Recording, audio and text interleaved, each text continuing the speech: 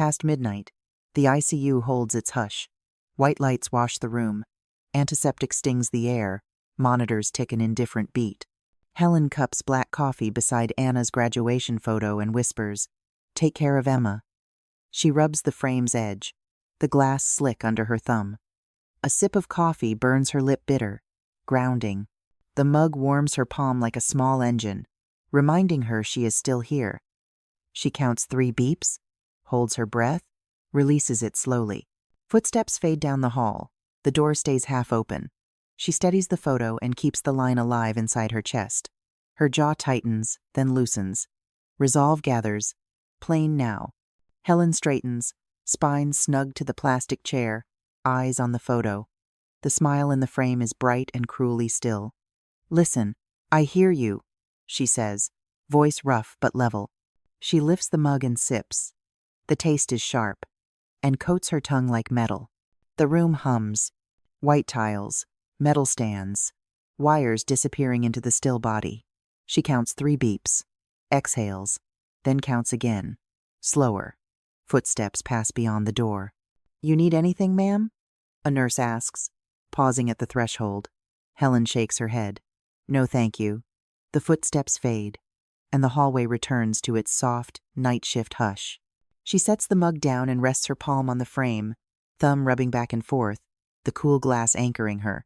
"Stay with me," she whispers toward Anna's picture. She repeats the final line, louder, like she's carving it into the air. "Take care of Emma." The phrase steadies her. For a moment, her jaw tightens. She nods once, deliberate, like signing an invisible line of a contract. A list starts in her head, USB. Will.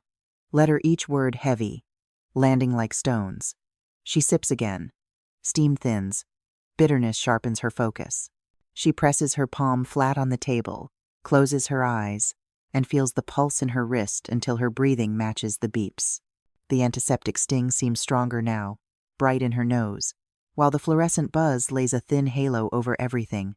She adjusts the chair a notch, hears the faint click, and repositions the photo so the light doesn't flare across Anna's eyes. "I'm here," she says, almost to the mug, almost to the picture. She touches the frame's corner and tests the words again, softer, to check if they still fit her mouth. "Take care of Emma." She believes it.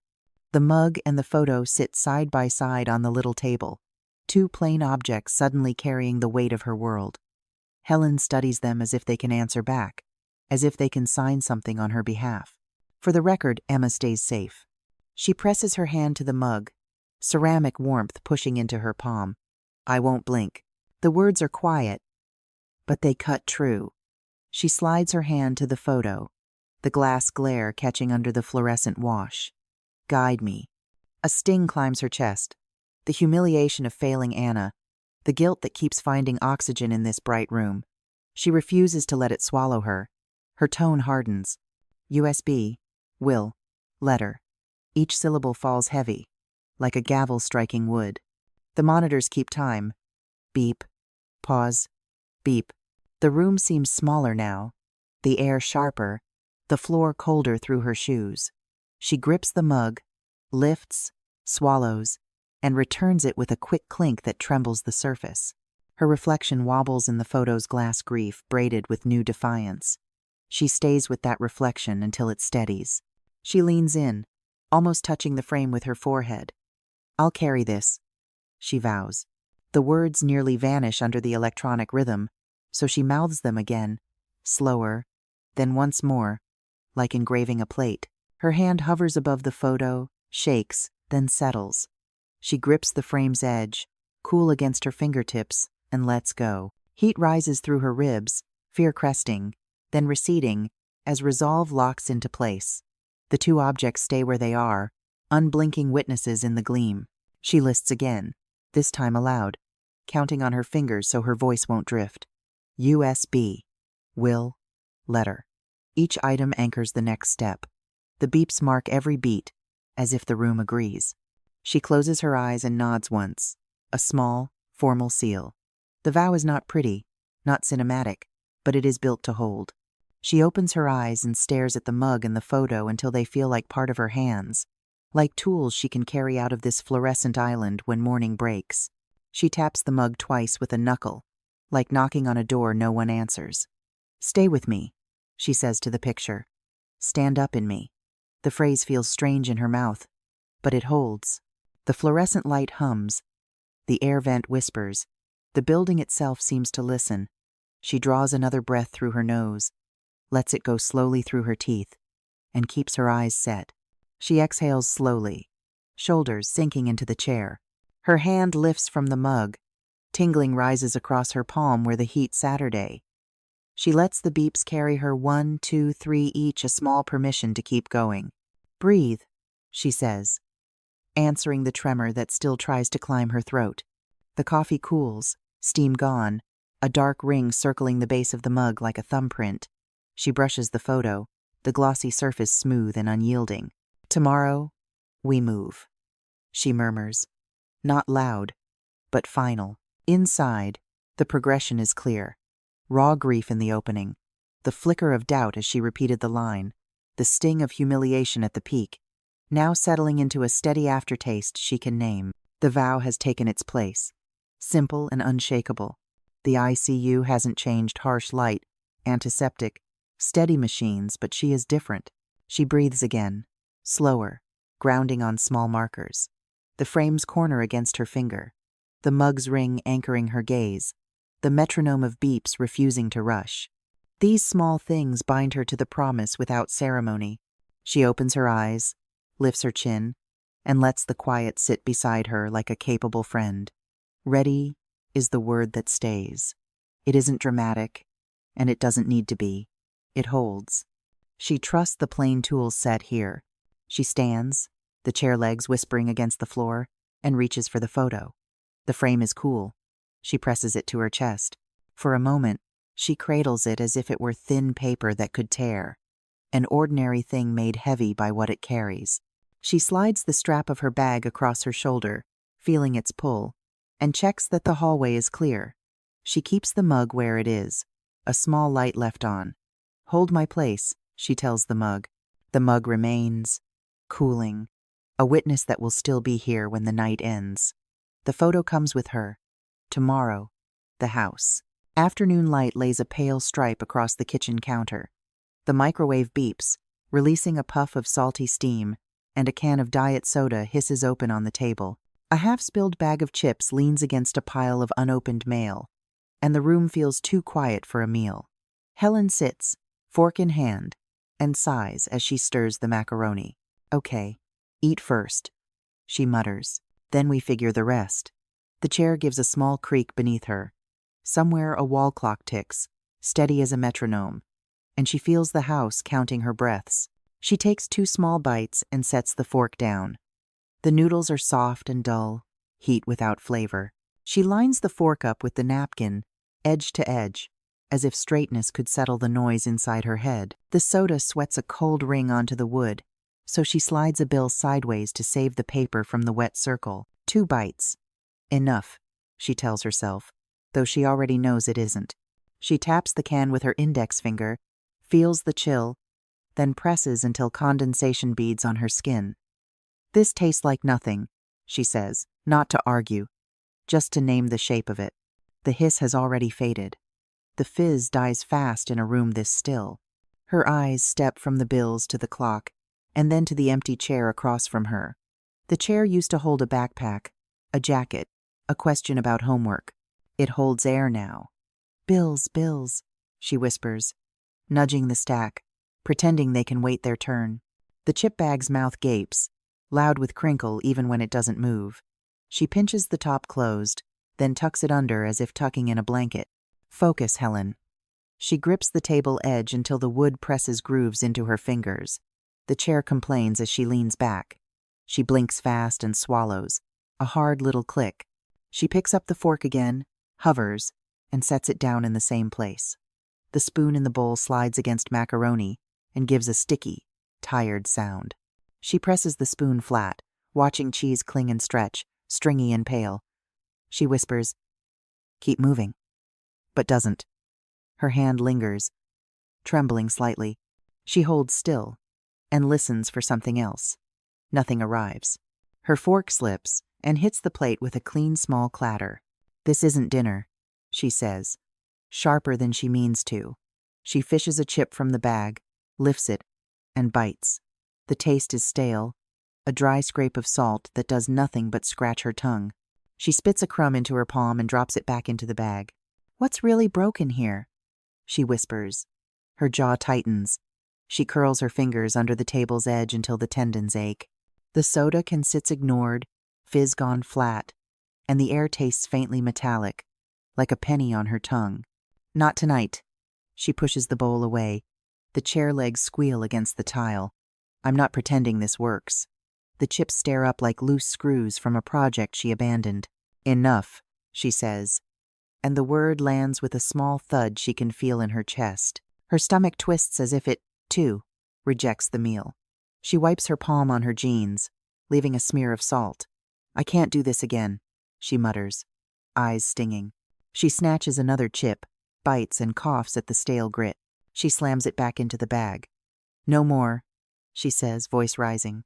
Her eyes cut toward the hallway, where the storage room waits with its dark, square mouth. "We start with the box," she says, louder this time, testing her own voice. She squares her shoulders. "My call." She plants her hands flat on the table to stop the tremor. No more circling. The fork lies abandoned. Steam thins into nothing. A curl of pasta hardens on the spoon. "Hear me," she tells the quiet room, and the quiet gives her nothing back. She brushes chips aside with the heel of her hand, clearing a small runway in front of her. "The box," she repeats, slower. In her head she can see where it is. Top shelf of the storage room, cedar and cardboard in one breath when the lid lifts. She steadies her breath, whispers once more, "The box first," and fixes her eyes on the hallway, steady, like a driver holding a lane through fog. The clock ticks on, an engine that will not shut down. She lets herself sit in the chair's creak and listen to it, 1 second after another, each one touching the back of the last. She inhales and holds the breath until it hurts a little, then lets it out. "Clock, hush," she murmurs, knowing it won't. Her palms slide to her knees and stay, as if she needs the feel of her own weight to prove she is still here. The bills look back at her like unopened doors. The soda can wears its wet ring like a badge on the table. The chip bag slumps, guilty and bright. If she keeps eating, the room will not get less empty. If she keeps sitting, the day will still end in the same place. She turns the fork once and leaves it where it was, a tiny compass pointing nowhere. She thinks of hallway air that smells cooler, of a box that remembers more than she can bear, and exactly what she needs. "Tomorrow I move," she says, then changes it. "No, I move." The words feel thin but true. She rolls her shoulders back and lets the silence pass over her without swallowing her whole. Somewhere, under the quiet, resolve begins to find a foothold. She pushes the chair back and rises, the legs scraping the tile in a long, plain note. Her body feels heavier than the step requires, but she makes it. One foot, then the other. She gives the table a last once over the cooling bowl, the stale chips, the flat can, and breathes out through her nose. The hallway holds its dim line. She pauses at the threshold, listening for one more tick of the clock, one last creak from the chair. Nothing answers. She turns toward the dark ahead, eyes steady. The box first. Afternoon light cuts through the kitchen blinds in pale stripes, dust motes drifting where the beams fall. Helen sets the baby's memory box on the counter, wood faint with cedar, even after years closed. The lid resists before creaking open. A small USB tumbles free, metal clinking sharp against tile, startling her into a breath held too long. Beneath it, brittle casino slips crumple against each other, ink numbers smudged from sweat or time.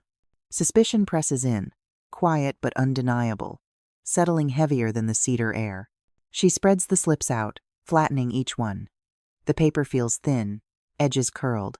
Some hold numbers too faded to read without squinting. Others bleed ink that blackens her fingertips. She wipes her thumb on her jeans, smudge left behind like proof. Receipts, slips, records, deed, she whispers, stacking them in rows. Each word steadies her, a chant against the silence. The kitchen hums with the refrigerator's low buzz, clicking louder whenever she pauses too long. A termination letter slips from the pile, corner torn, a coffee ring staining its top. Her eyes catch on the date, imagining his last morning in that office, shoulders drawn tight. For a beat, pity tugs at her chest. She folds the paper gently, almost too gently, then pushes it aside. David, these slips don't lie. She rehearses it to the empty room, voice low even. The sound hangs, breaking the hush only briefly. The baby's box yawns open again, cedar sharper now as her fingers reach deeper. They brush thicker stock, paper smoother than the slips. She pulls it out a deed, but not right. The notary seal blurs in the light, lines skewed. Off-center, her fingers tremble, pulse jumping at the edge of her wrist. She lays the deed square, aligning it with the slips and receipts. The USB waits near the pile, cold metal against wood, like it has been listening all along. Rachel would say, "We can file," she mutters, channeling her ally's confidence. Her breath counts to 3, shoulders easing as she exhales. She begins photographing. Each shutter clicks sharp as a hammer driving nails. The proof arranges itself, one line at a time. Flash. The forged deed flares under the camera, every blurred ridge caught in pixels. Flash. The USB beside it, reflection of light sliding across its metal shell. On record, this seal is wrong, she says, tone sharpened as if someone is listening. Another shot follows, her thumb steady now. Pawn slips scrape as she drags them into place. Receipts line up with pawn slips. Flash. Ink streaks black across her knuckle, smudge she doesn't wipe away. The deed again, paired tight against the USB. Deed against USB dates match your withdrawals. She breathes quicker, words tumbling like testimony rehearsed too many times to forget. Her gaze fixes on the spread. For a moment, David sits across the table in her mind, his silence heavy, his denial worn thin. "You knew." The words land solid, heavier than paper. The room stills. Only the shutter repeats. Metallic crack, every frame binding him tighter. "Next case. They'll hear this," she adds, picturing the clerk's desk. Rachel's careful nod, the judge's raised brow. She steadies her hand, presses again. The flash blinds, fading to leave only paper, USB. Her own reflection ghosted on the phone screen. The blinds cut light into sharp bars, narrowing the kitchen. She stacks the evidence again, neat as tiles, each pile whispering accusation. The baby's box stays open, cedar scent pouring out like incense. Her breath slows. The phone vibrates lightly as images save, confirmation locked. She slides the USB into a zip bag, sound of plastic teeth closing loud in the hush. The deed follows, folded crisp. Props turned weapons, sharper than any blade. She whispers once more, as if Rachel is already in the room. For the court, stack these clean. Her words echo, firm now, anchored by every photo saved. The termination letter waits at the table's edge, corner bent. She picks it up, smoothing the crease with her thumb. The stain, once faint, looks darker now, spreading like memory. For a heartbeat, she sees him, leaving the office with a box, jacket sagging, hope already drained. The image cuts too close. Her chest tightens. What if she's wrong? What if grief twists numbers into patterns that aren't there? She closes her eyes, counting breaths. 1, 2, 3. Doubt wavers, then passes. Rachel tomorrow. Clerk first, she says, shaping the plan aloud. The sound steadies her, falling into rhythm with the hum of the fridge. Emma's face flickers into view behind her lids, soft hair, small shoulders needing arms safe enough. Emma comes first. The words almost prayer, half whisper. She folds the termination letter again, tucking it back into the baby's box. The lid thuds, cedar fading, leaving only the sharper smell of ink and sweat on her palms. She rubs her hands together, the friction grounding her. The box sits closed now, memory sealed, weight shifting back to what must be carried forward. The USB and deed drop into a clean zip bag, teeth rasping shut with finality. She presses the air out, plastic crinkling under her palm. The bag slides into her shoulder purse, strap groaning as it adjusts to the new load. Her eyes sweep the kitchen one last time, the blinds slicing the late sun, the table cleared except for the box closed tight. The house exhales quiet, almost relieved. Her hand rests on the lock of the door, key ready. We're ready. Morning light flickers through the courthouse window. The plastic ticket in Helen's hand feels thin, the number glowing on the LED screen. Her chest tightens as she sips the bitter steam of black coffee, hoping the heat steadies her voice. She smooths the crumpled sleeve of her jacket. A clerk stamps papers with a heavy smack. Rachel leans in, tapping her pen once, twice, 3 times, and Helen whispers, "Walk me through today." Rachel keeps her voice low. For the court, we lead with the deed. She sets her latte on the bench, foam sliding down the side of the paper cup. Helen nods and touches the cold USB in her pocket, thumb pressing the seam like a rosary bead. USB. Will. Slips ready, she murmurs. The clerk calls again. State your name. Helen straightens. Helen Morris. David sits 2 rows back, eyes fixed on her. His lips barely move, but the hiss reaches her. You're twisting everything. The soda can he holds pops, fizz echoing in the room's hush. Helen feels her pulse stutter. For a breath, she wonders if paper is enough. The casino slips, the pawn record, the forged deed, all fragile sheets. She steadies her jaw, thinking of Emma's hand warm in hers that morning. Rachel shifts her legal pad, the tap-tap of pen puncturing the silence. Keep calm, she says softly. The clerk stamps again, that hard pause hanging in the air. Around them, fluorescent lights hum, buzzing like a wasp in the sterile space. Helen breathes through it. 1, 2, 3. She has learned to count before speaking. David leans forward, his chair squeaking. His gaze burns. She keeps her face steady, the coffee's bitterness still ghosting her tongue. Rachel whispers, "Today we move everything to the tray. That's where it lands. Hele notes. The tray will clack. The deed will sit among slips and wills." She holds that image, the paper becoming louder than his whisper, steadier than her own fear. Then Emma's voice drifts from the bench nearby, small and trembling. "Grandma, is it scary?" Helen reaches back, squeezes her hand, and whispers, "Only for a minute, sweetheart." She feels Rachel's eyes catch hers firm, steady, the signal to press forward. "On record," Rachel says, rising. Exhibit tray contains the forged deed. The judge gestures.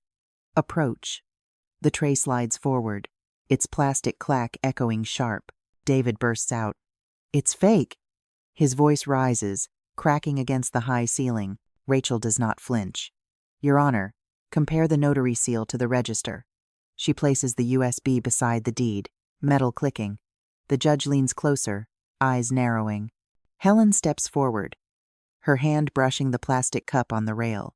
Water beads slip down, dampening her palm. She lets it stay, cold grounding her.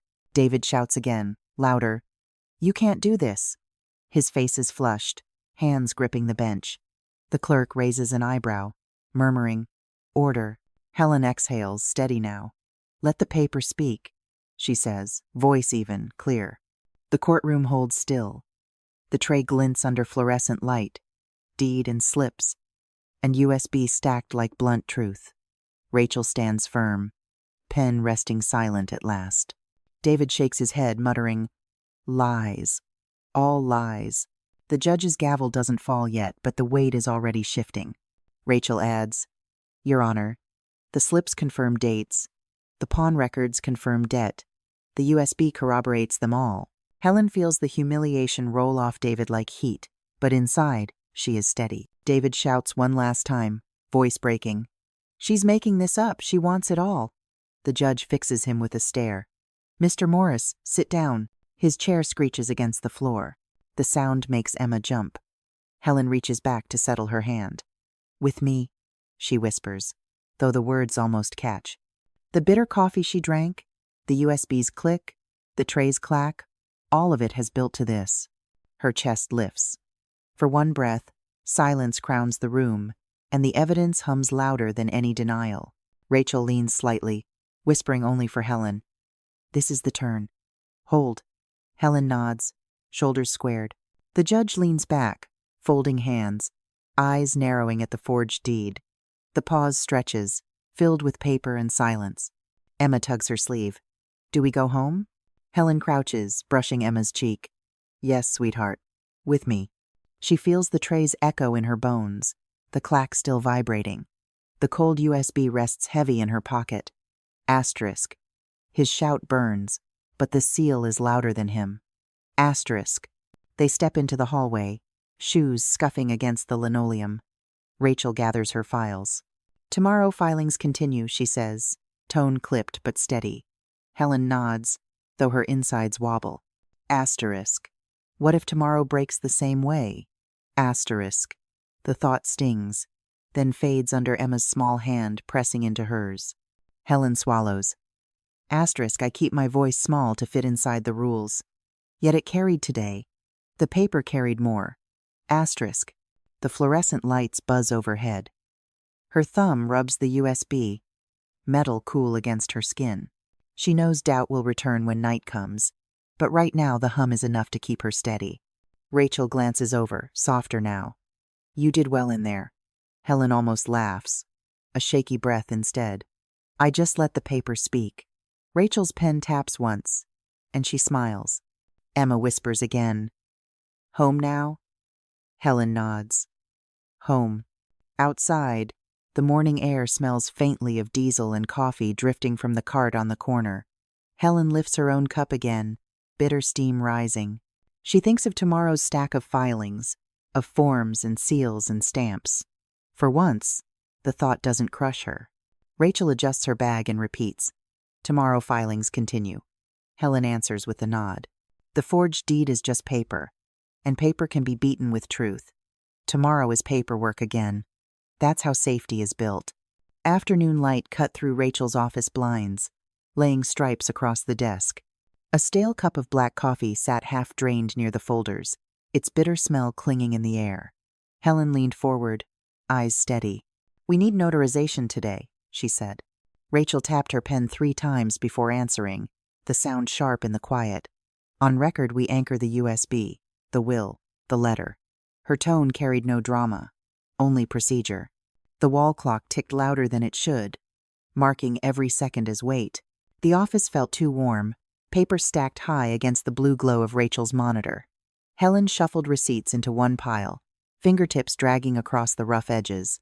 Clock's brutal. What's missing? She asked. Rachel flipped through a folder, thumb grazing the embossed lettering on the will. We need notarization today. I'll call now. Her phone buzzed as she dialed, pen tapping in rhythm while the line rang. Helen reached for the letter of intent, pressing its folded crease flat against the desk. I'll sort exhibits. You scan. I'll staple. Her voice was clipped, efficient. Rachel's jaw flexed when the notary clerk picked up. Yes, today. Before close. We'll bring it sealed. She hung up and exhaled. Tap, tap, tap. For the court. The paper speaks. Helen grabbed 2 lattes from the side table, lids hissing as she pressed them into place. The foam smell carried across the room, warm against the dryness of stale coffee. She slid 1 cup toward Rachel without a word. They worked in silence for a while, broken only by the scratch of pens and the hum of the copier. Paper on paper sounds echoed the motif. Truth captured, truth stacked. Helen stapled pages into bundles, her shoulders dropping each time one was finished. USB mirrors the originals, she murmured, holding it between thumb and forefinger like proof itself. Hashes match. Rachel nodded, eyes narrowing. The drive clicked shut in its case with a small metallic snap that felt louder than it was. The pile on the desk grew. Will, letter, receipts, scans. Helen sipped foam, tasted sweet heat, and glanced at the clock again. The hands swept forward, merciless. Rachel leaned back for half a second, palm flat on the folder, then pushed herself forward again. Almost ready. Stay sharp, she said. Her tone carried the same clipped verbs as before. Scan, stamp, file, serve. Nothing fancy, only forward motion. By late afternoon, the evidence stack looked like a fortress USB drive placed squarely on top of the will and the letter of intent. The light outside had dimmed to a gray wash, pushing their urgency harder. Rachel set the USB down deliberately. Files sealed. Chain of custody logged. The pen tapped 3 times again. Helen leaned in, pressing the will flat with her hand. USB mirrors the original's hashes match. Rachel lifted the folded letter. Will and letter corroborate intent. Her words cut, steady, and final. Helen's chest rose, then steadied. So tomorrow it holds? Rachel's shoulders squared. Tap, tap, tap. We can file, it holds. Silence stretched after the exchange, thick with the weight of what had been said. The computer monitor blinked with confirmation prompts, and Rachel clicked through each one. The last stamp rolled from the notary clerk's machine on speakerphone, a metallic clunk echoing through the line. Helen gripped the mug of stale black coffee and swallowed what remained. The bitterness coated her tongue, grounding her in the moment. She imagined the courtroom already, files on the bench, voices echoing. Her cheeks flushed at the thought of David rising, shouting, or sneering. It was still a day away, but the humiliation crept in early, uninvited. Rachel's eyes cut to her. Don't lose focus now. I'm here, Helen said quickly. Her hand brushed the USB, as if to reassure herself it was real. The cool metal steadied her pulse. They reviewed each packet again. Will, letter, USB. The sounds. Paper sliding, pen scratching. The faint creak of Rachel's chair built into a rhythm as final as any verdict. When the last document was sealed into the evidence folder, Rachel closed it with a hard slap. Done, she said. Helen nodded, though her stomach twisted. Tomorrow would be public. Today had been private, just the two of them stacking proof. That privacy was already fading, the sound of the folder closing like a door swinging open to the next stage. The room shifted after the slap of the folder. The urgency that had carried them loosened, and quiet filled the space. Helen reached for a muffin from the corner plate, peeling the wrapper back slowly. The soft crumb broke in her hands, sugar scent easing the tension in her shoulders. She chewed slowly, listening to the hum of the copier finally settling into silence. Rachel cradled her latte, eyes fixed on the folder. She didn't drink, just held the cup, steam fogging the edge of her glasses. Helen watched her, waiting for another tap, tap, tap, but it didn't come. Okay, Helen said at last, her voice soft. She lifted her coffee again, the bitterness less sharp after the muffin. Rachel's reply was plain. Rest. Bring Emma early. Emma. The words carried no softness, but Helen felt steadied by them. She leaned back, exhaling through her nose, watching the sunlight outside fade toward dusk. For the first time all day, the clock on the wall seemed to slow, its tick more distant. In her mind, the phrase repeated. On paper, it holds. She traced the embossed edge of the will again, thumb resting on the ridge. The truth wasn't abstract anymore. It was stacked, sealed, and waiting. She pictured the corridor tomorrow, the case number called, her name spoken out loud. But for now, the evidence folder stayed shut, and the room held still. Helen stood, sliding the evidence folder to the center of the desk. She steadied it with both hands, as if weight alone could keep it safe. USB will. Letter top of the folder, she said quietly. Rachel met her eyes, a silent agreement passing between them. The folder's edges pressed against Helen's palms, cool and solid. On paper it held. Morning in the county clerk's hallway. Fluorescent lights hum, spilling a pale wash over the rows of hard chairs. Helen clasps Emma's hand, her other palm pressing a folded ticket, until its edge leaves a groove. David leans against the wall, arms crossed, eyes heavy on them. The hum drones. The bag on Helen's shoulder shifts, the cold shape of the USB pressing her side. Emma squeezes tighter. Helen breathes once, steadying, as the hallway clock ticks loud. The hallway stretches like a tunnel, too bright, too still. Every buzz feels louder than the last. Helen shifts the folder on her lap, smoothing its corners. Emma pulls at her sleeve. Mom, is it going to take all day? Just until they call our number, Helen answers, voice low, rehearsed. Emma tilts her chin. Will Dad take me? Helen bends close. No, sweetheart. You'll stay with me. Across the row, David's smirk flickers. We'll see. His voice cuts sharp, but quiet. Helen's knuckles whiten around the folder. Inside, the forged deed, and will rest like stacked bricks. The notary's raised seal catches the light when she adjusts. She draws a breath, 1, 2, 3, before letting it slip away. Rachel appears at the far end, heels tapping evenly, a sound of order against the hallway's hum. She gives Helen a calm nod, her presence a measured weight. David shifts again, louder this time, heel scraping the tile. This doesn't have to be ugly. Helen keeps her eyes on Emma. Ignore him, she whispers. Emma frowns, folding her sweater's edge between nervous fingers. Helen covers those small hands, feeling the warmth, feeling her own pulse steady. The hallway clock clicks toward the next minute. The ticket in Helen's palm softens under damp fingertips. She flips it once, folding and unfolding the crease until it nearly tears. Rachel steps closer. Stay ready. They're moving fast this morning. Helen nods, throat dry. The fluorescent buzz drills deeper. The weight of the bag strap digs into her shoulder. The USB feels colder than before, like metal against skin. She presses the folder tighter, paper edges sharp against her chest. The hallway offers no escape, only the call that must come. The loudspeaker pops, static biting through the hall. Number A43, please step forward. For a beat, no one moves. The sound lingers in the fluorescent hum, louder than it should be. Helen blinks, staring at the ticket in her hand. The black ink shines back at her, sharp, undeniable. Her chest hollows, as if the floor just tilted. Emma grips her arm. That's us? Yes. The word catches in Helen's throat before she steadies. That's us. David tilts his head, smirk curling. Hope you're ready. Rachel shuffles her files into perfect alignment. We're up. Helen rises, folder clutched tight. The stiff paper edges bite into her skin. She pulls the bag strap higher. The USB knocks her hip like a warning. Emma tugs harder. Now? Now, Helen says, firmer. David pushes off the wall. His sleeve brushes Helen's as he passes too close. Better hope your paperwork sticks. Helen swallows. The fluorescent hum drones heavy. She keeps Emma's hand locked in hers, grip like iron.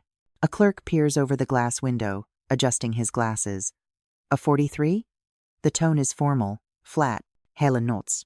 Her legs feel rooted, but she forces them forward. The clerk gestures. Step up, ma'am. The hallway feels narrower, air thinning. The glass window reflects them.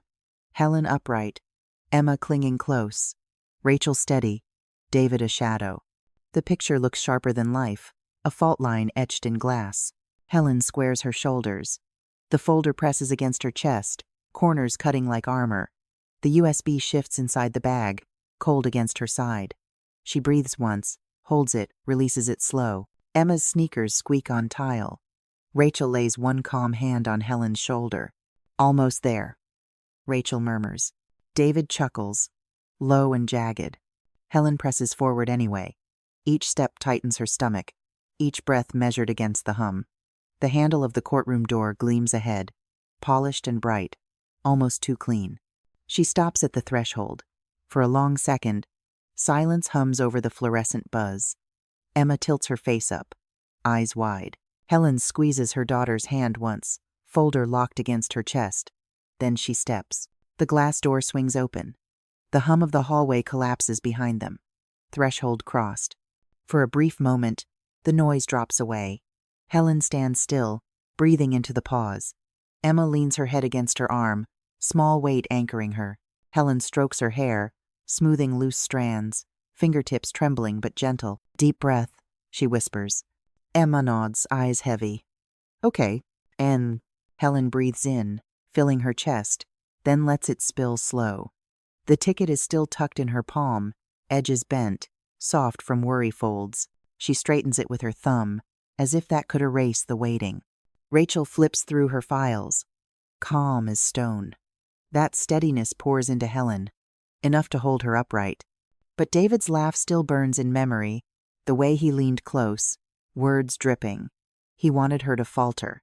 Instead, she tightened, turned the sting into steel. The fluorescent hum bleeds faintly through the doorway. The bag presses against her hip. The USB chills her through the fabric. The folder rests against her chest, a shield with sharp corners. Each object grounds her, a litany of weight. She will not think beyond this door yet. Not the judge, not the questions, not the verdict. Only the next step, the next breath, the next word she must give. Rachel leans close. "Probate first," she says, voice clean, anchoring. Helen nods, centering the folder in her arms. The deed, the will, the letter aligned, waiting. The USB shifts inside her bag, patient and cold, like a reminder tapping against her side. Emma squeezes her hand once more, tighter than before. Helen returns it, fingers pressing warmth into that small palm. The hallway door swings shut, cutting the hum behind them. Ahead, the courtroom opens wide, wood and silence waiting. Helen straightens, chin lifted. She steps forward. Morning light cuts through the county clerk's glass window. The ticket machine hums, spitting out a thin slip, and the LED chime calls their number. Helen clutches Emma's hand, steady but tense. The room smells faintly of old paper and coffee drifting from someone's desk. It feels like time is stuck, caught between waiting and stepping forward. The clerk glances up, flat voice carrying, "Next case, please. State your names." And Rachel taps her pen 3 times against the table. The sound sharp in the quiet. For the court, exhibits are ready. She lays the stack out in practiced rhythm. The will, the letter of intent, the receipts, the forged deed. The plastic exhibit tray waits near her elbow, edges cloudy from use.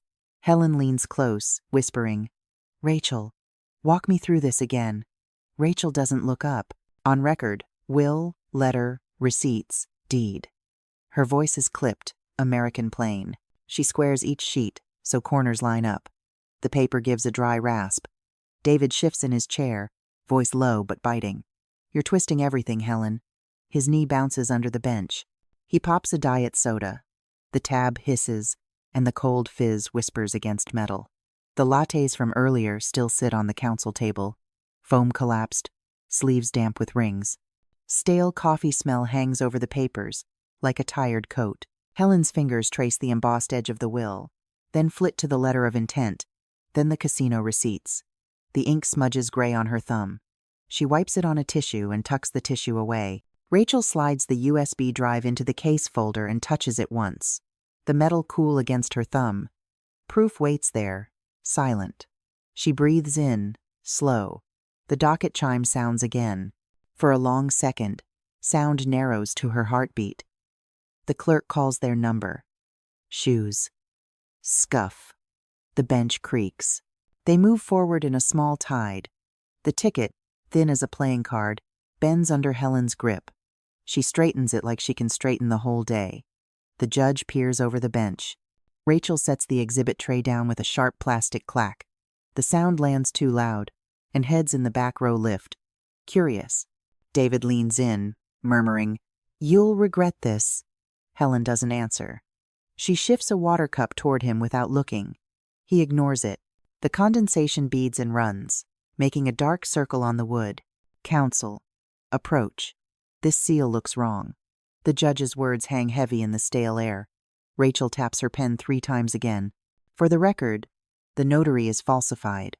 Her voice is steady, but color rises along her cheekbones. David pushes up from his chair so fast it screeches. "It's fake. Your proof is fake." The soda can tips. Fizz sputters across the receipts and crawls under the deed.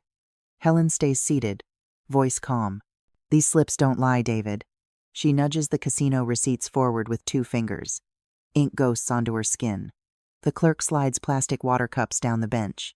Rachel takes one, the chill stinging her palm, and passes it to Helen. The pause holds for a beat, a fragile ledge over a drop. The judge rubs a thumb over the notary seal on the deed. Paper rasps. He tilts it toward the light, eyes narrowed. "Who notarized this?" "Rachel. Name on the stamp doesn't match the register. We have the register on the USB. "David. You set me up." Judge, flat. "Sir, sit down." David sits, but his knee jumps under the table. He wipes soda from the tray edge with his sleeve, making it worse. Rachel keeps going, words measured. Date doesn't match the witness log either. And the seal's blurred. She points, careful not to touch. Right there. Helen squeezes Emma's fingers once, then lets go. Emma's breathing evens out, small and careful. The judge nods to the clerk. Mark the deed and file it to evidence. Rachel exhales. The tray rattles as she steadies it, the forged deed on top, exposed under hard lights. The toner smell rises faintly, mixing with metal fizz and old coffee. She feels every eye on the tray, not on her, and also on her anyway. David's face tightens. You think this wins you anything? His voice frays on the last word. Helen. It keeps Emma safe. Judge. Counsel. Anything else on the record? Rachel taps once more, then stops herself. No further for this exhibit. Your honor. We'll move to guardianship filings next door. The judge's gaze lingers on the deed, like it might answer back. He says nothing for a long beat, then looks to the clerk. The clerk is already reaching for the tray. Helen's mind flashes to that termination letter, the one that felt like a door closing on a windy day. For a breath, pity edges in for David. He is small now, smaller than his anger, but she brackets it, Emma first. She smooths the tissue in her palm until it's a neat square, then tucks it away. Rachel studies the blurred seal still visible on the tray. Public shame burns in her chest. It's one thing to know what he did. It's another to have the room know it. She keeps her face still. She will not give the room any more than it already took. Helen leans close to Emma, whispering, Emma stays safe. The words are a promise she can keep today. Emma nods. Quick once, like a bird. Rachel breathes out slow through her nose. Breathe. We did the hard part. The pen lies quiet in her hand. The three-tap tail retired for now. The noise of the courtroom fades in and out. Paper, shoes, throat clears, a cough swallowed. Under all of it, the memory of that plastic clack keeps ringing, as if the tray left a note in the air that won't die. They don't look at David, not because they are afraid, but because they're done. Papers shuffle into neat stacks. The clerk's hands move like they've done this 1,000 times. Family court next door. The words land softly, almost friendly, but they open the next door all the same. The tray stays in Rachel's sight as it's carried away, plastic edge glinting under the fluorescent lights. She feels the echo more than the room. The clack is still inside her, guiding the next step. The forged deed is no longer theirs to carry. The reason it existed still island. Noon in family court. Harsh fluorescent lights flatten the color of everything, turning faces pale and tired. A clerk sets a stack of plastic water cups on the table, the crinkle of the rims breaking the quiet. Helen shifts on the wooden bench, its varnish creaking under her weight, and glances at Emma beside her. Across the room, the bailiff rolls the exhibit tray forward with a plastic clack that echoes too loudly. The forged deed lies near the top. The clerk calls for order, and the shuffle of feet subsides. Rachel leans forward, pen between her fingers, tapping it 3 times against her notepad before speaking. For the court, your honor. The exhibits are ready. Her tone is even, but Helen catches the quick draw of breath that betrays nerves. Rachel places the financial slips, pawn records, and casino receipts beside the deed on the tray. The thin paper sheets rustle like dry leaves. Helen watches the ink smudges on one corner where a signature has been copied too many times. David jolts up. You're twisting everything? His voice cracks and bounces off the paneled walls. The bailiff moves closer, but the judge lifts a hand. Calm but firm. Helen keeps her seat, steadying Emma with a hand on her shoulder. Rachel, she murmurs, low but clear. Walk me through each. Rachel nods, eyes on the tray. On record, your honor. These slips show debts that coincide with the forged deed. The pawn tickets are dated the same week. She adjusts the papers so the seals and signatures align, visible under the harsh light. David's face reddens. He slams a palm against the bench. Lies. The judge's voice cuts through. Counsel, proceed. Helen feels the chill of condensation on the water cup in her other hand. She takes a sip, not for thirst but to buy a second to breathe. The air tastes of disinfectant and dust. Emma presses against her side, silent but watchful. Helen's chest tightens for a moment, doubt flickering but then steadies as she locks eyes with Rachel. The tray between them has become a stage, each piece of paper more damning than the last. The clack of shifting evidence is louder than David's protests. Rachel taps her pen once more, the triple rhythm sharp. "Your Honor, forgery confirmed by seal mismatch," she announces, holding up the deed. The faint blur around the notary stamp is clear enough for the front row to see. David lurches forward. "Lies!" His shout rattles Emma, who clutches Helen's sleeve. Helen rises halfway, voice tight but unwavering. "David, the slips don't lie. They're your handwriting, your dates, your bets." "Order," the bailiff commands, voice carrying. The judge leans forward, eyes fixed on David. "Sir, control yourself." David's fists tremble, but his gaze darts between the tray and the judge. He tries again, quieter but still defiant. "It's not real. You don't know." End fray. Rachel slides the pawn records forward, letting the carbon copy paper catch the overhead glare. "Your Honor, these match the dates of the deed's filing. The overlap is undeniable." The judge nods once, then speaks with weight that fills the room. "Forgery confirmed." The words strike harder than any gavel. Helen's breath catches. Heat floods her cheeks. Not triumph, but public sting. Around her, the shuffle of spectators makes the silence heavier. Emma whispers, small but audible. "Mom?" Helen squeezes her hand in reply, no words needed. Rachel exhales, pen finally still. Her shoulders ease, but her eyes stay alert, ready for the next push. David stares at the tray, at the papers that have betrayed him. His denial falters in the silence. The plastic of the tray seems to hum with the weight of truth, each exhibit transformed into a verdict before the verdict. Helen steadies Emma again, jaw tight. The humiliation of the moment is shared, but her stance is different. She is braced, not broken. The judge repeats, quieter but just as final. "Forgery confirmed." The bailiff calls for order once more, though the room is already subdued. The plastic water cups tremble slightly as they're jostled on the table. One tips, spilling beads of cold water across the bench. The sound is sharp, like punctuation to the judge's words. Helen looks at the spill, then back at the tray, and feels the turn of something larger. This is the moment, the highest point, and also the hardest. The courtroom quiets, save for the faint hum of fluorescent lights.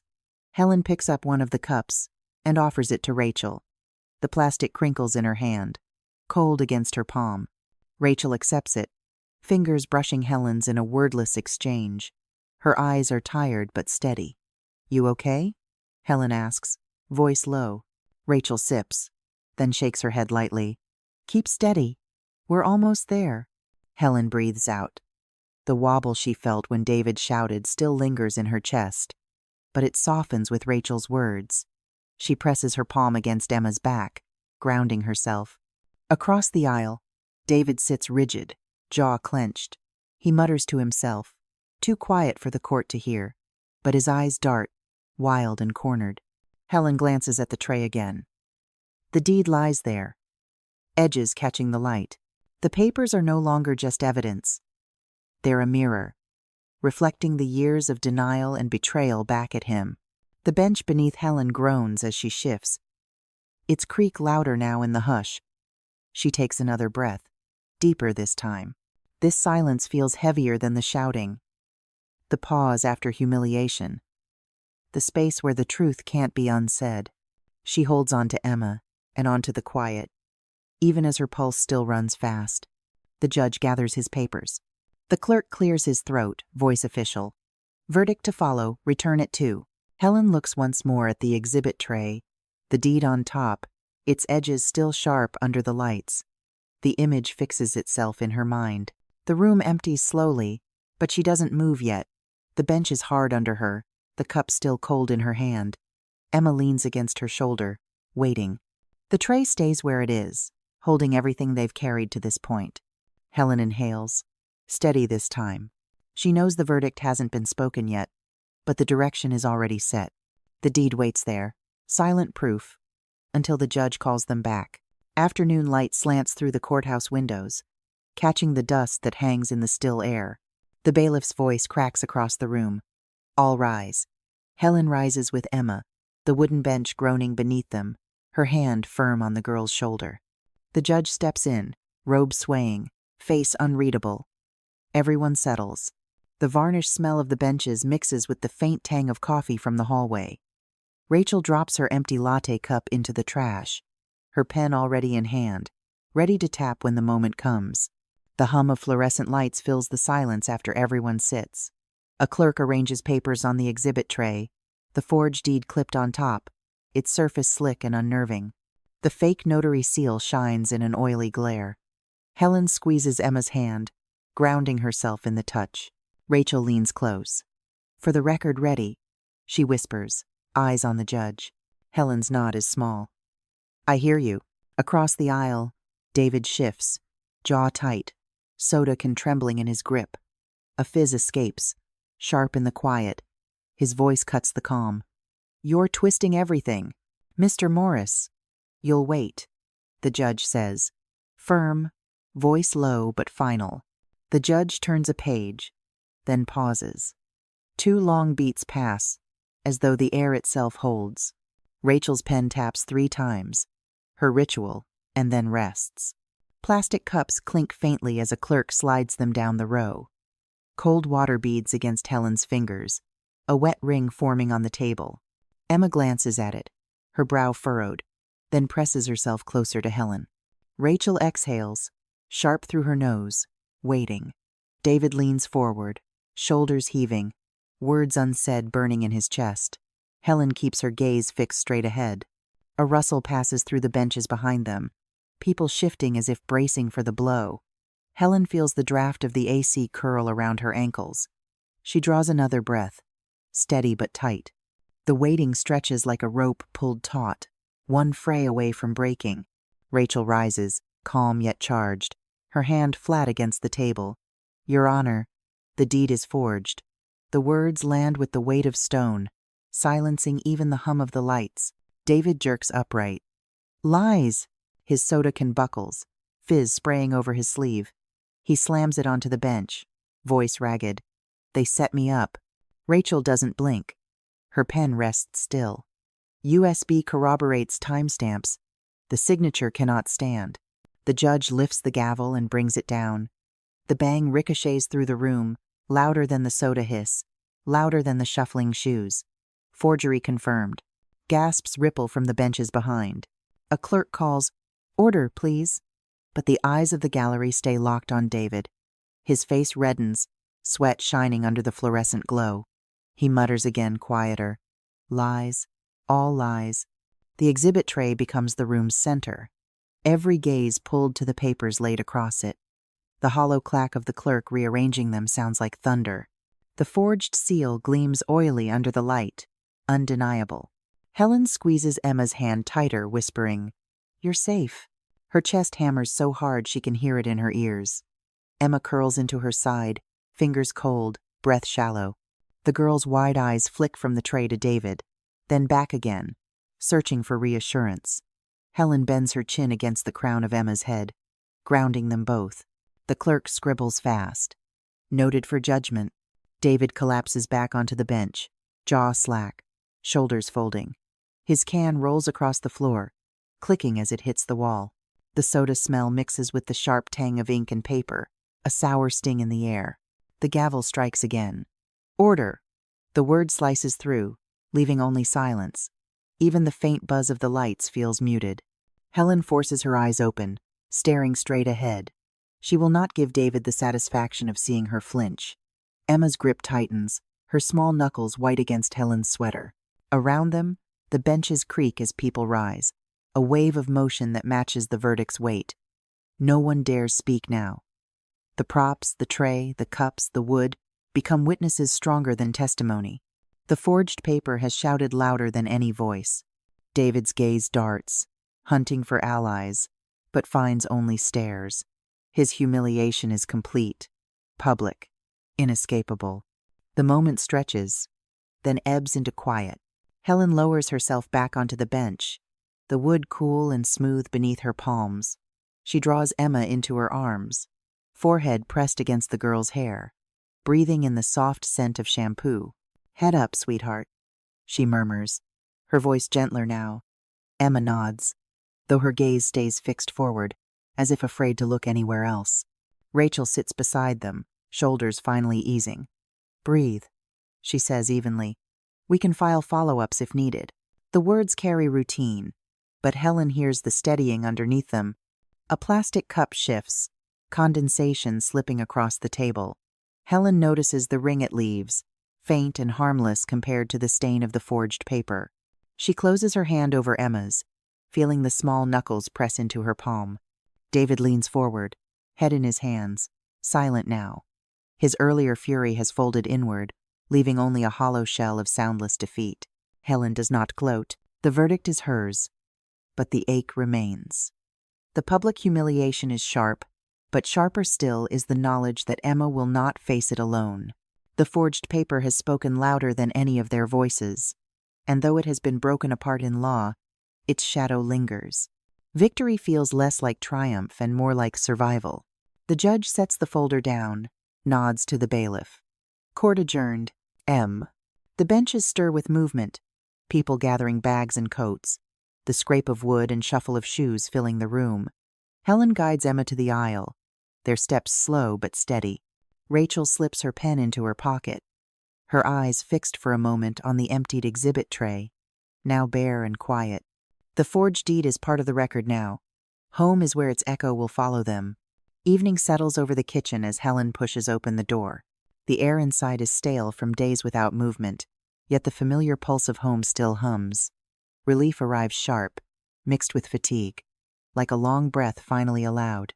She sets her bag on the counter, palm grazing the cool laminate. Emma lingers at the doorway, cautious.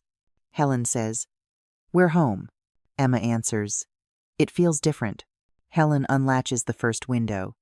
Hinges squeak, and a thin breeze slips in, lifting the corner of a folded note across the counter. Helen spots a half-crumpled bag of vending chips on the counter. Its greasy sheen makes the kitchen look cheap, like a space borrowed. She picks it up. The plastic crackles too loud. The smell of stale salt pinches her face. The moment is small, but it asks a choice. "These go," she says, carrying it to the bin. "All of them?" Emma asks. "All," Helen replies. "Okay." The bag lands with a hollow crunch. She presses the lid until it thuds. For a breath, she pauses, then moves again. She peels a sticky note from the counter and drops it in. A torn flyer follows. A bent bottle cap, then a paper straw wrapper. Receipts, bent flyers, empty bottles. She sweeps them into one pile. One by one, they fall into the bin. The rhythm builds. Crinkle, drop, thud, crinkle, drop, thud. The kitchen begins to sound like itself. Emma shifts her weight against the frame. "Lighter already." "That's the idea," Helen says. She opens another window, letting the house exhale. Cooler air drifts in, carrying a faint soil scent. She wipes the counter. Dust smears, then clears. She runs a thumb along the edge of the counter and flicks the grit into her palm. The bin swallows the last bits. The space breathes easier. Emma steps closer, resting her hand on the counter as if to steady it, and stays. Helen straightens a chair and squares it to the table. She lifts a stack of unused napkins, taps them neat, and slides them into a drawer. She shakes out the rag, wrings it, and lays one final pass along the counter. The surface shines in places where her hand just moved, and the shine feels like proof. On the shelf waits the baby's memory box, its corners worn soft. Helen lifts it down and sets it on the cleared counter. The cardboard is cool, faintly cedar-scented, with a shallow groove where fingers have traveled. She runs her palm across the lid, as if testing its weight, feeling the drag of paper against skin. A dust mote floats and drifts away through the open window. The room holds very still, like it is listening. The counter edge presses lightly under her wrist. She steadies herself there. "USB back where it belongs," she murmurs, drawing the drive from her pocket. "Safe?" "Safe," Emma says. "So that's it?" Helen replies. "We keep what matters. And the rest? We let it go." The box sits open. Inside, the slot waits exactly for this piece. Her hand hovers, Breath catches. Shoulders tense. The pause stretches long enough for Emma to fold her arms and wait. The faint birds outside stitch the seconds together. The metal feels cold in her fingers. A bright, simple truth. She can feel each ridge along its edge. Helen lowers the lid. The soft scrape of cardboard sounds louder than it should, like a small door closing. The edge brushes her knuckles. The friction is plain and ordinary and right. The lid settles, and calm follows it down. A faint scent of paper rises as the air inside compresses. She presses her palm to the top, closing her eyes for a heartbeat. The air in the kitchen feels rewoven. Edges that chafed now smooth out. Her jaw loosens.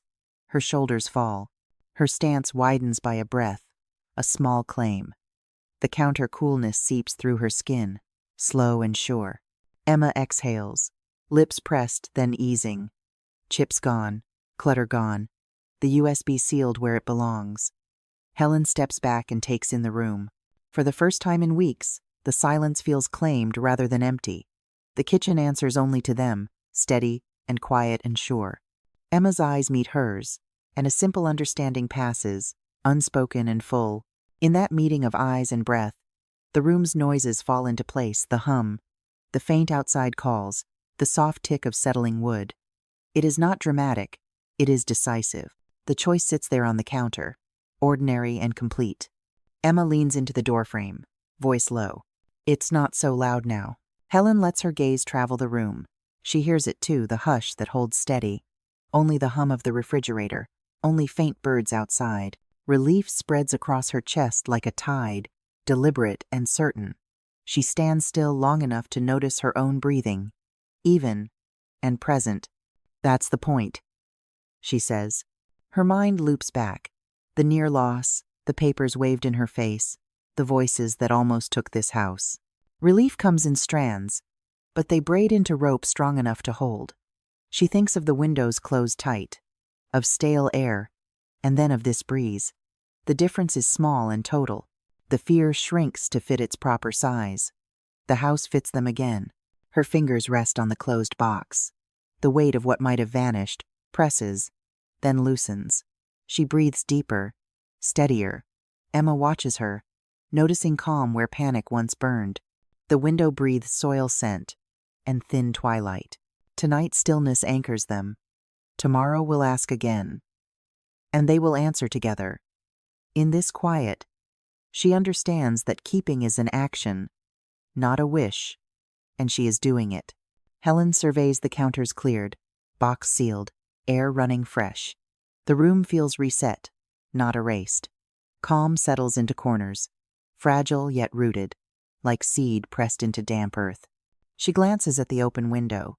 The evening breeze carries a hint of soil and something like permission. Emma's shoulders have lowered to a natural place, and Helen's do too. A small nod passes between them that needs no words. One last breath, and the room gives it back, even and easy. She faces Emma and says, "The box is shut. The USB stays home. Tomorrow we plant." Morning sunlight slanted across the backyard, washing the garden in a pale glow. Dew clung to blades of grass, and the soil in the flower bed looked darker, rich and damp after last night's watering. Helen carried a plate with a single blueberry muffin split neatly in two, the smell warm and sweet against the sharp scent of earth. She handed half to Emma, who accepted it with sticky fingers and a grin. "This is breakfast in the garden," Helen said, settling onto the low stone ledge. "Better than the kitchen," Emma said, crumbs dusting her chin. Emma hopped off the ledge and crouched by the marigold bed, muffin still in one hand, the trowel wobbling in the other. "Like this?" she asked, stabbing clumsily at the dirt. Helen laughed softly. "Not quite. Let me show you." She knelt beside her granddaughter, folding her own hand over Emma's smaller one. Together they pressed the trowel down, cutting a neat line in the soil. "See? You don't force it. You let the earth open up." Emma nodded as she followed along. Dirt packed under their fingernails, cool and gritty. "Messy," Emma squealed, showing her palms. "Messy is good," Helen said, wiping a streak across her own cheek to make Emma laugh. "Means it's alive." The garden hose hissed faintly nearby, a slow drip into the grass. A bird darted across the fence, chirping as if keeping rhythm with their work. Helen found herself slowing down, matching Emma's pace instead of rushing. She let the child set the rhythm dig. Drop seed, pat soil. "Can I do the next row?" Emma asked. "You're on it," Helen said. 2 fingers apart, then press. Emma lined up the tiny holes with great ceremony, tongue peeking from the corner of her mouth. "Good depth?" "Perfect." "Not too tight." Helen handed Emma a plastic cup of water from the porch, cool condensation slick on her fingers. "Take a sip," she said. Emma drank and sighed, then tipped a little onto the dark soil. "For the babies," she whispered. Helen nodded. "Gentle helps." For a moment, Helen paused mid-bite of her own muffin half, just watching Emma lean forward, hair falling into her eyes, lips pursed in serious concentration. Emma glanced up, searching Helen's face for approval. Helen gave a quick nod, and Emma beamed and went back to work. They knelt side by side, planting the marigold starts with careful hands. Helen guided Emma in pressing the soil firm around each stem, palms flat, then brushing loose dirt over the edges. The row took shape slowly, a line of green hope breaking through the brown. "They look like soldiers," Emma said. "More like dancers," Helen said. "They'll sway when the wind comes." The breeze lifted a few orange heads and set them nodding. "Press here slow," Helen added. "Like this?" "Perfect." "It tickles," Emma said, giggling.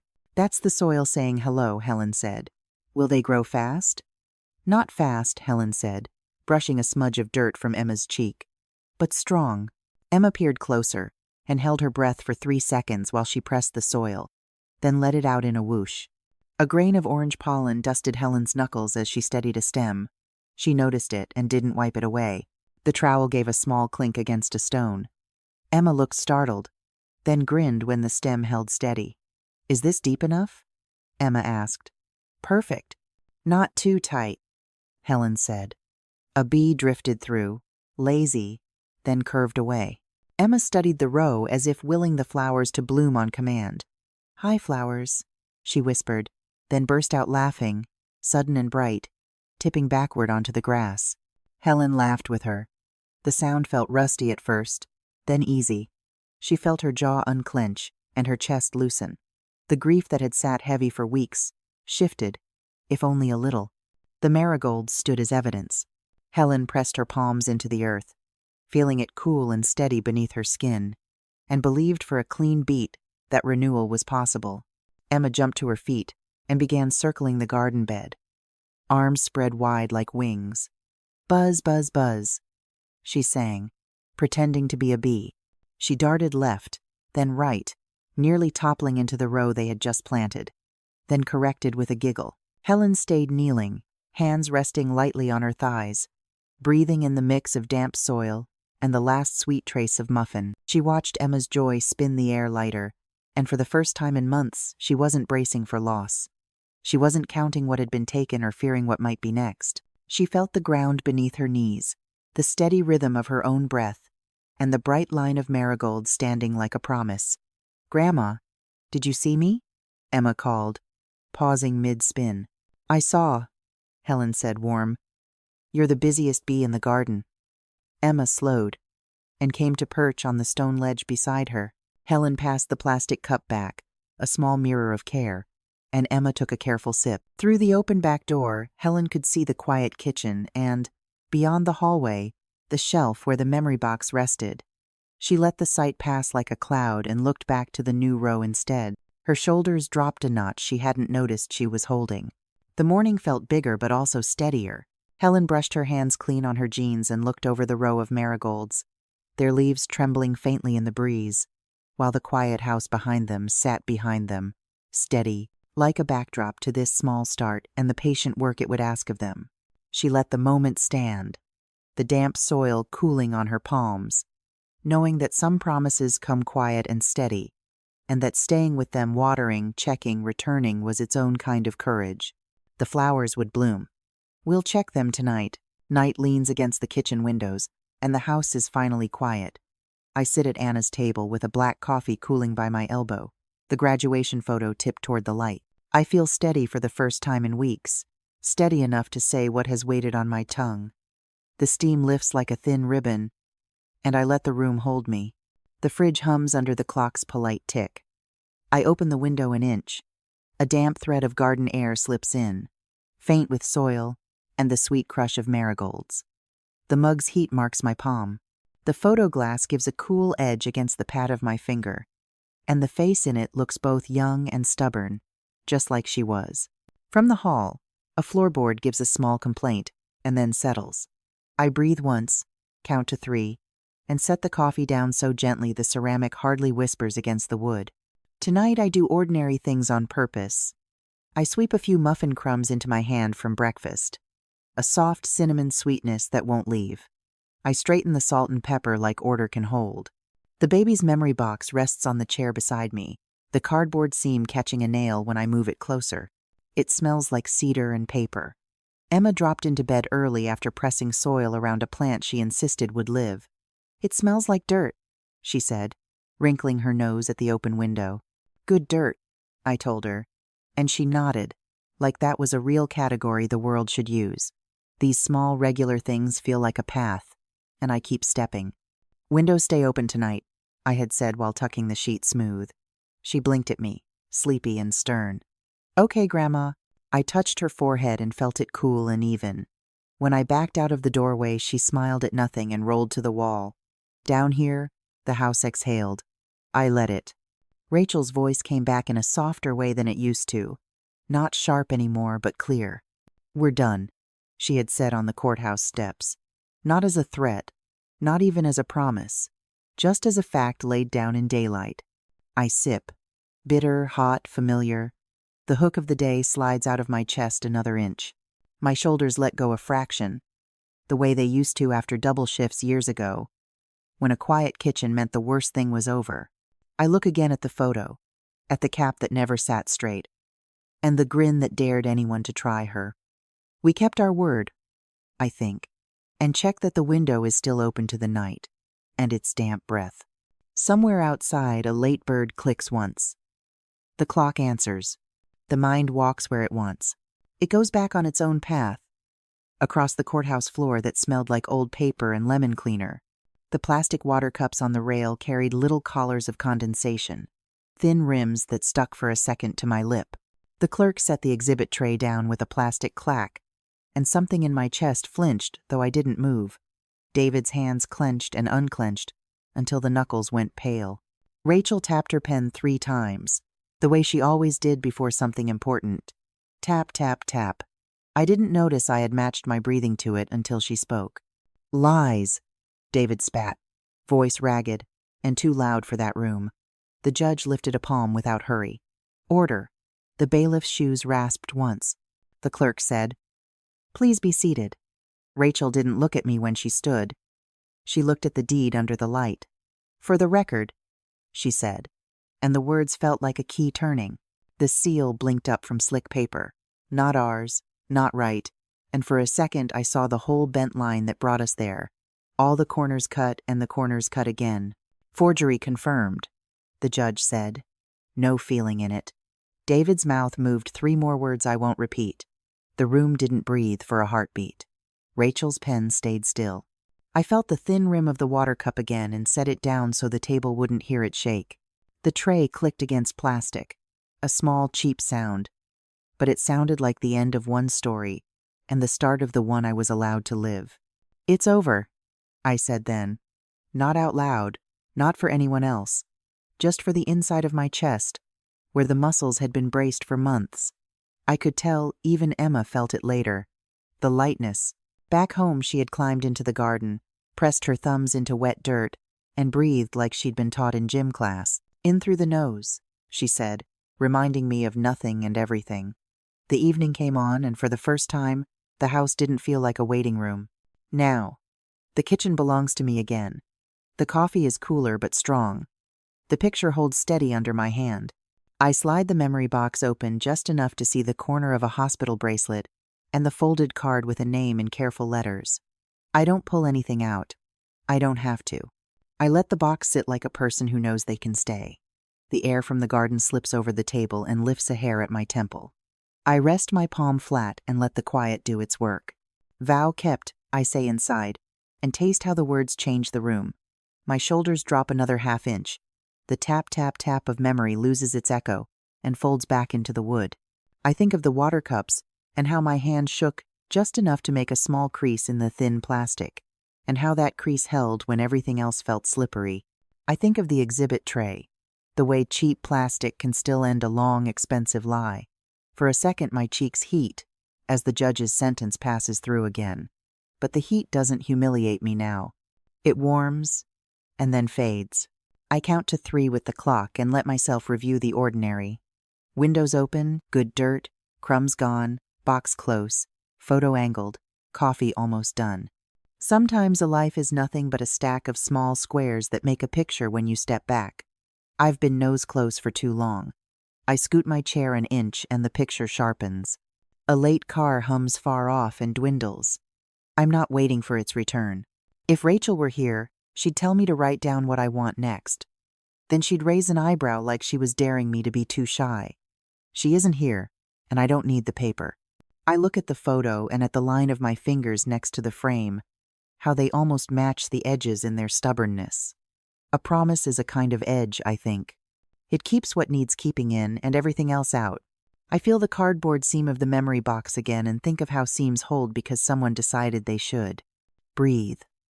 I tell myself, and I do. The night air is damp but clean. Somewhere in the dark, a sprinkler coughs and stops.